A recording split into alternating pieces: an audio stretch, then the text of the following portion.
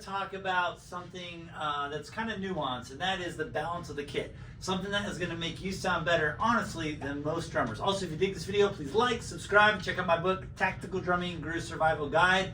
I'll put a link with that and my website, which has tons of resources in the description. Okay, so let's dig into this. So basically, one of the things I see a lot of young drummers do is they'll not really have balance on their kit. And what I mean by that is they're not thinking about what's the voices that need to be heard. And so in order to do that, I want to kind of just break down a few things in groove and in fills as to what exactly it is you're supposed to be listening for and how you're supposed to react, right? So the first biggest mistake is honestly in the hi-hat or the ride cymbal. What I see a lot with students is they'll overplay it, so we'll play it really loud. Right, and when they do that, what ends up happening is they actually lose really what's the most important thing, and that is the snare drum and the bass drum. So typically, when the snare drum's being played or the hi-hat's being played, it's usually going to be a little bit quieter. The other thing is you want to put some accents, right? So if I'm playing like driving eighth notes, usually you're going to put quarter note accents. Then you fill in with taps. Right, and that's going to make it so every little thing kind of pushes the music forward and it makes it really articulate and clear. Now the second thing is the snare drum. Now the snare drum can be used in different ways. It can be used predominantly for a backbeat, in which case it needs to be dominant, right, in the overall sound. So if I'm playing like a groove, right, without the bass drum obviously, but here we can hear the snare drum is the dominant sound and the hi-hat is kind of an accompanying sound. Right now, however, sometimes the snare drum is going to be more nuanced. When I played that jazz example, here the snare drum is more touching, and if the band comes in with a little bop bop, so it's going to be a little bit louder depending on what it's called for. If I'm just filling in space, right, or playing some small section figures, it's going to be light. The same thing is true if I'm playing like a rock or funk groove or a pop groove. If I'm playing ghost notes, which are much lower, I have to keep those super quiet. So those are going to be barely touching the drum, and then I bring my accents out, right? So if I use something like this, you can hear the ghost notes. I'm only barely touching the head so that it almost feels like this taka taka taka taka feel, but the snare drum, the accents still come out, right? So I have it so where the audience can listen to the part that I want them to listen to.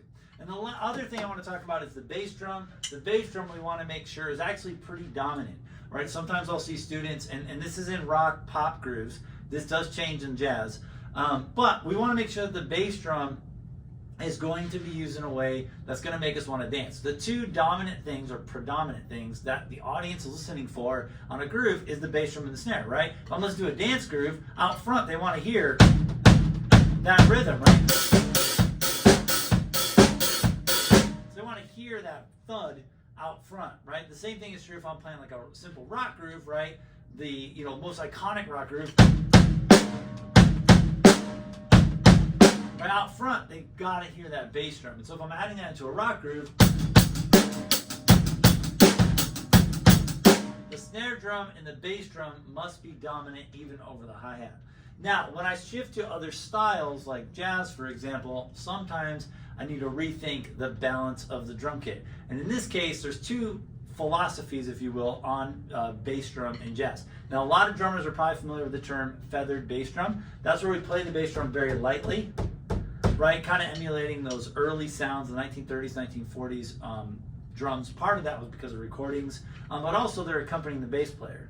However, and that's like straight ahead, like in jazz, you'll hear like that kind of sound too.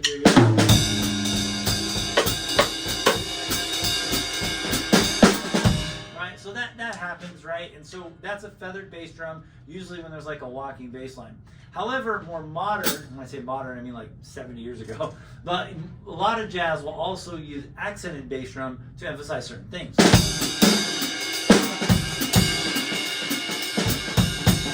Right, so it's now going to use it a little bit more melodically to match certain things in the band. So, but if you can hear in all those cases, I'm kind of dictating what I want the audience to listen to, and I have to be very aware of style.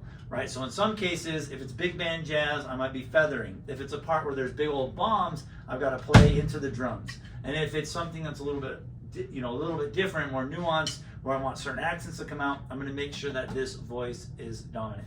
And that brings me to really the most important part of all this, and that is accents and taps.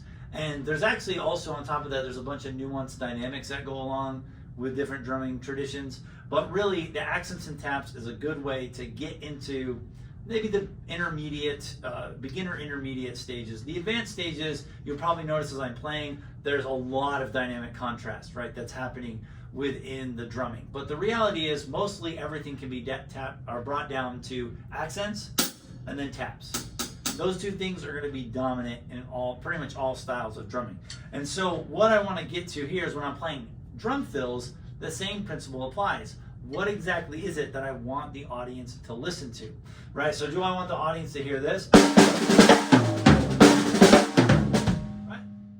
That's kind of a cool fill, right? But you'll notice there's a bunch of stuff underneath. There's little rolls and things that were happening. There's some putadas, right? Some other rudiments and things. But really the part that you heard is that ga ga go check it to doom. Whatever it is. So I am determining out front. I want the audience to hear these very key things coming out the front. Da ga ga ga ga. Right? Whatever it is, there's stuff that's nuanced in the back. And the lower notes, the things that fill in the space, those are going to be my taps. And the big stuff, that's going to be my accents. So anytime you're playing drum fills or whatever, you want to make sure you're using that to balance out your kit and the overall sounds of the drum set. All right, so I'm going to play around a little bit for you. I'll do maybe two styles, one in a rock and then one in a jazz little groove, just so you can kind of hear what I'm talking about with the way these styles kind of morph between each other. All right, so here we go.